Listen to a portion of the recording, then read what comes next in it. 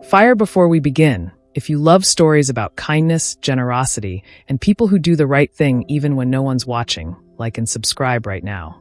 This story will restore your faith in humanity. You absolutely don't want to miss this. Let's dive in. ****. The early morning sun cast long shadows across Maple Street in the small town of Riverside, Pennsylvania. The neighborhood was quiet, the kind of place where everybody knew everybody else's business, where time seemed to move a little slower than in the city, where people still said hello to strangers. Sarah Chun was 26 years old and working 2 jobs, one at the local grocery store and another cleaning houses for people in the area. She was struggling. Her car needed repairs she couldn't afford. Her apartment rent was due in 5 days and she was short $300. Her student loans from community college felt like a weight that would never lift. She was the kind of person that life had decided to make things difficult for, and she was the kind of person who just kept moving forward anyway. It was on a Tuesday morning, while she was heading to her first job at 6:30 a.m., that she found him. Mr. Walter Harrison was 78 years old, and he was lying on the sidewalk outside his house, struggling to get up. His leg was twisted at an odd angle. His face was twisted in pain and embarrassment. Sarah immediately dropped her bag and ran to him. "Don't move," she said gently. "I'm calling 911. No, Mr. Harrison said, his voice weak but insistent. "Don't do that. It's just my knee. I was trying to get the paper, and I caught it on the edge of the step. It happens sometimes. I just need help up." Sarah could see the embarrassment in his eyes. The kind of shame that comes from losing independence, from needing help with things you used to do easily. She understood that shame. She'd felt it often enough herself. "Okay," she said. "But let me call my boss first and let her know I'm going to be late." For the next 30 minutes, Sarah stayed with Mr. Harrison. She helped him inside his house, got him ice for his knee, made sure he was comfortable on his couch. She left him her phone number on a notepad by his phone, told him to call if he needed anything, and promised to check on him after work. That evening, after working 8 hours at the grocery store, Sarah walked over to Mr. Harrison's house. She'd been thinking about him all day, worried about whether he was okay, whether he'd eaten, whether he needed anything. He was embarrassed to see her. "You shouldn't have come back," he said. "You've already done so much." "It's not about should," Sarah said simply. "I wanted to make sure you were okay." What started as a single day of help became a routine. Every morning, before work, Sarah would stop by Mr. Harrison's house. She'd check on him, make sure he had breakfast, help him with anything he needed.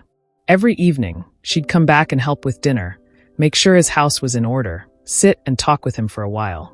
Mr. Harrison protested at first. "I don't want to be a burden," he'd say.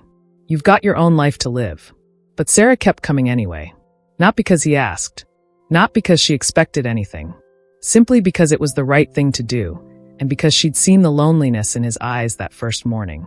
The kind of loneliness that comes from living alone for too long, from having family scattered across the country, from feeling like you've become invisible to the world. Over the weeks that turned into months, something beautiful developed between them. Sarah learned Mr. Harrison's story. He was a retired teacher who'd taught math for 42 years.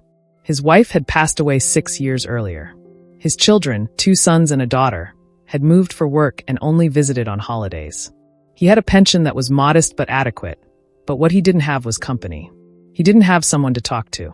He didn't have someone to care whether he was okay. And Sarah learned something too.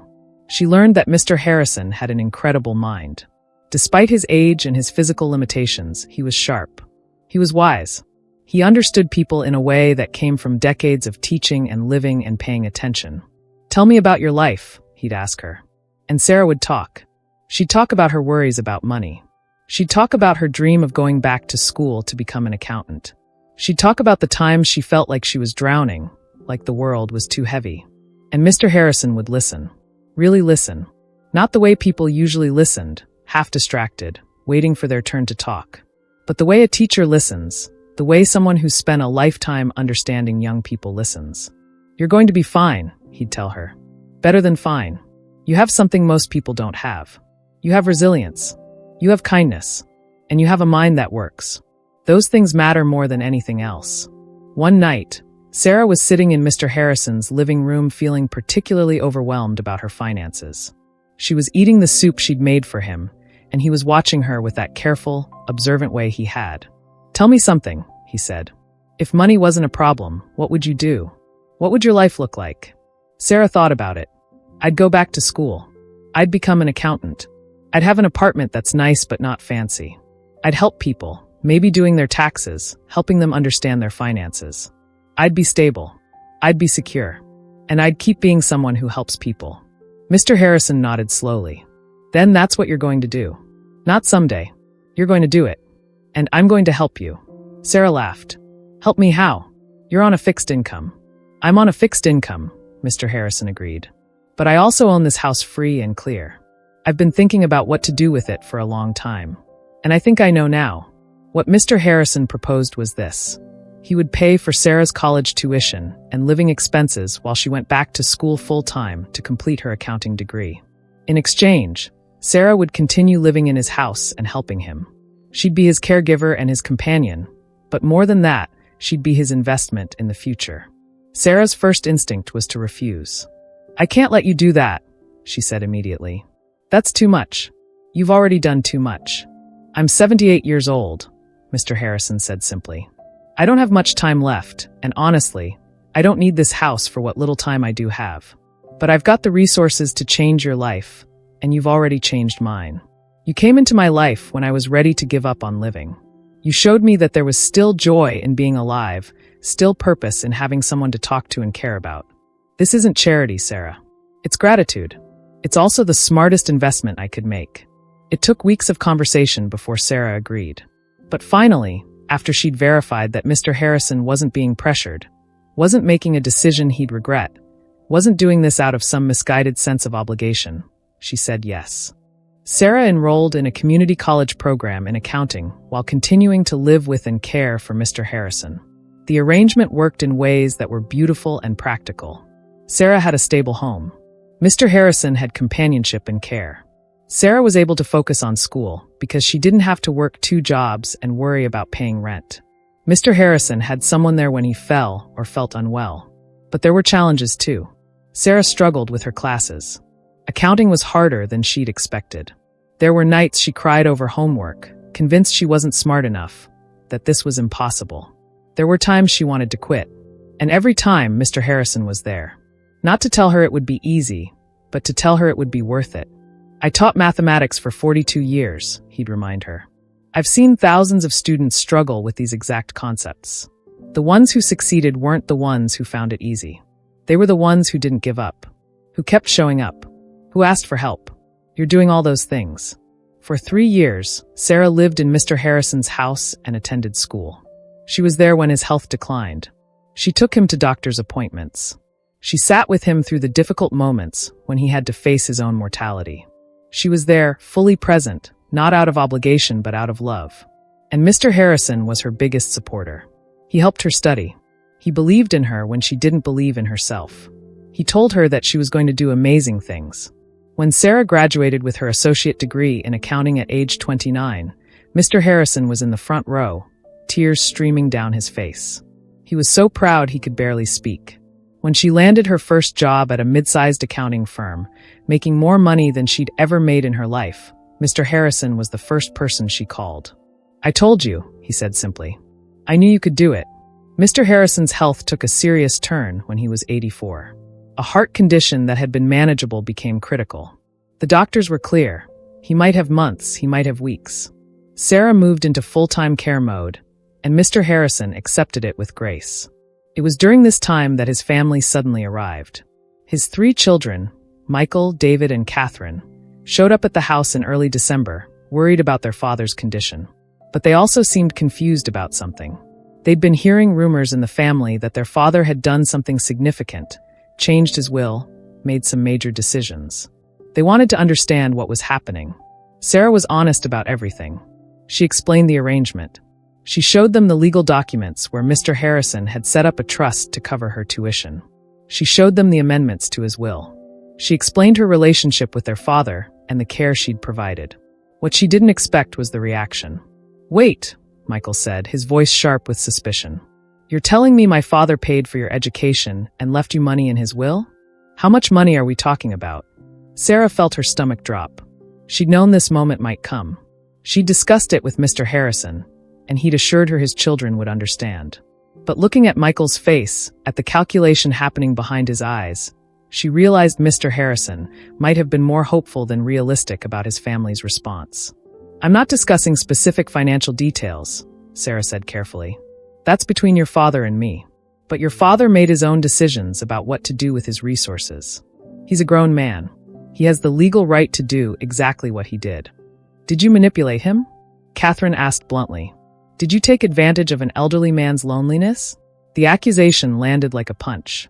Sarah felt tears spring to her eyes, but she forced them down. "No," she said quietly. "I offered him kindness. He offered me opportunity. That's all this was." David, the middle son, seemed less hostile than his siblings. "Can we talk to Dad?" he asked. Mr. Harrison was resting, but when David explained the situation, he insisted on getting up. Sarah helped him to the living room, where all three of his children were waiting, their expressions ranging from confused to angry to uncertain. "Dad," Michael started. "What's going on?" "This girl. Her name is Sarah," Mr. Harrison interrupted, his voice weak but firm. "And I'm going to tell you exactly what's going on." What followed was a conversation that would reshape how his children understood their father and understood kindness itself. Mr. Harrison explained everything. He talked about how he'd been falling into depression after his wife's death. He talked about how his children's infrequent visits, while loving, had highlighted his loneliness rather than alleviating it. He talked about the morning Sarah found him on the sidewalk and how she'd stayed with him all day instead of going to work. He talked about how day after day she'd shown up, not for money, not for recognition, but simply because she cared. "I was going to die alone," Mr. Harrison said, his voice quiet but clear. "That was going to be my ending. Alone in this house, having spent decades teaching people, and then having no one to talk to in my final years. That was the trajectory I was on. Then Sarah changed it." He looked at his children. "You all have your lives. You all have your careers and your families and your priorities. I don't blame you for that. But I was lonely. And Sarah saw that. And instead of ignoring it, instead of being embarrassed by my need, she acted." Mr. Harrison turned to Sarah. "You asked me once why I was helping you. Why I was paying for your education. I never fully answered that. The truth is, you saved my life. Not physically, though you may have done that too. You saved my life by giving it purpose again. By making me matter to someone. By letting me invest in your future, and by believing in you when you didn't believe in yourself." He turned back to his children. "So yes, I left Sarah money. Not a fortune. But enough for her to feel secure. Enough to help her start her life. I did that because it's the best money I could possibly spend.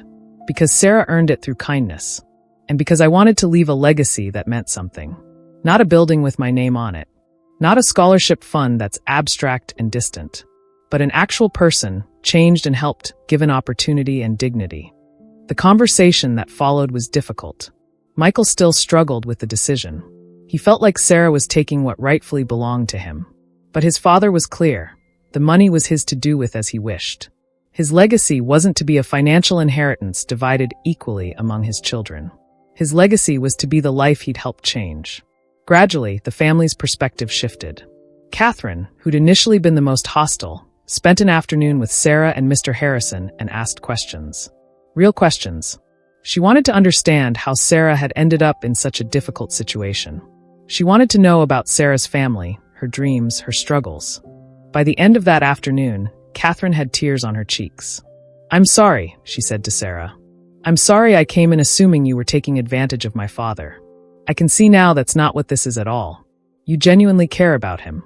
"I do," Sarah said simply. "I love your father. He's changed my life more than you can understand." Over the next months, as Mr. Harrison's condition continued to decline, his children were present in ways they hadn't been before. And they witnessed something remarkable. The relationship between Sarah and their father. They saw her patience. They saw her gentle care. They saw their father light up when she entered the room.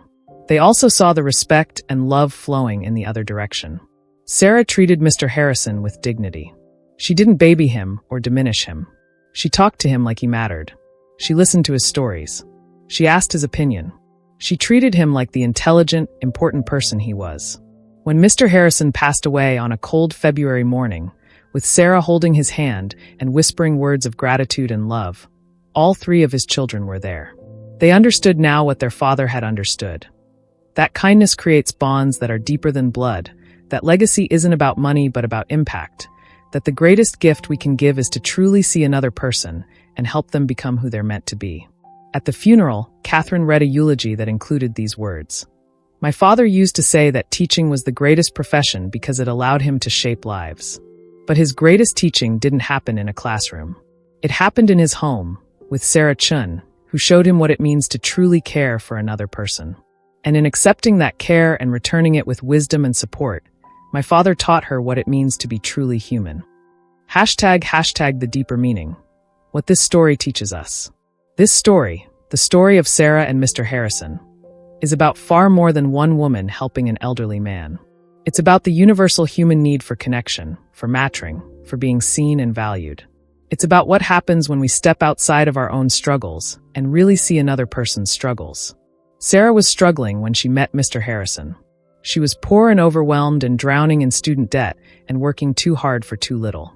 She had every reason to focus only on her own survival. She had every reason to ignore an old man on a sidewalk who wasn't her responsibility. But she didn't. And that choice, that single choice to stop and help, created a ripple effect that changed both their lives. For Mr. Harrison, that choice meant the difference between dying lonely and dying loved, between spending his final years in isolation and spending them in genuine connection, between feeling like his life no longer mattered and feeling like it mattered profoundly. For Sarah, that choice meant receiving help at exactly the moment she needed it most. It meant the opportunity to go back to school. It meant financial security. It meant having someone believe in her when she didn't believe in herself. But here's what's so important to understand. Neither of them was doing this as a transaction. Sarah wasn't helping Mr. Harrison with the expectation that he would pay for her education. Mr. Harrison wasn't helping Sarah with the expectation that she would provide him care. Each was offering what they had. Sarah offering time and attention and kindness. Mr. Harrison offering wisdom and financial resources and belief. And in offering these things freely, without expectation of return, they both received something far more valuable than money or physical care. They received the knowledge that they mattered, that their lives meant something, that they could impact another person profoundly. This is a lesson that's almost lost in our modern world. We've become so focused on transaction, on getting value for our money, on ensuring that help we give is reciprocated. We've started to view kindness as something you do when you're in a position to demand something in return. But true kindness, the kind that changes lives, is different. It's kindness without expectation. It's generosity without keeping score. It's seeing another person and deciding their well-being matters more than your own comfort in that moment. For anyone watching this story, this is how you create meaning in your life.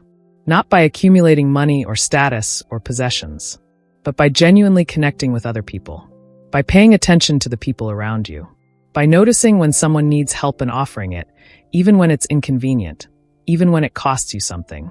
Sarah was inconvenienced when she helped Mr. Harrison that first morning. She was late to work. She risked her job to care for a stranger. But that inconvenience transformed her life. The message here is profound. The costs of kindness are temporary. The benefits are eternal. When you help someone, when you genuinely show up for another person, you're creating a memory and a connection that will last. You're changing someone's life. You're changing yours too. Mr. Harrison's children finally understood something that their father had known all along. That real wealth isn't measured in money. It's measured in relationships. It's measured in the lives you've impacted.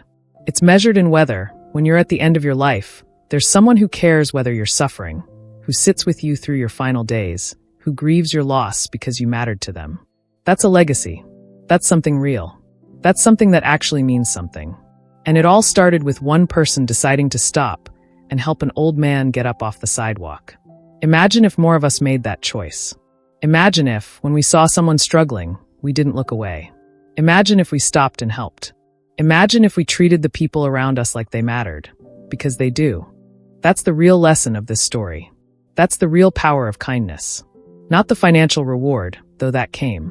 Not the recognition, though that came too. But the profound human connection that happens when one person says to another, I see you. You matter. I'm going to help you.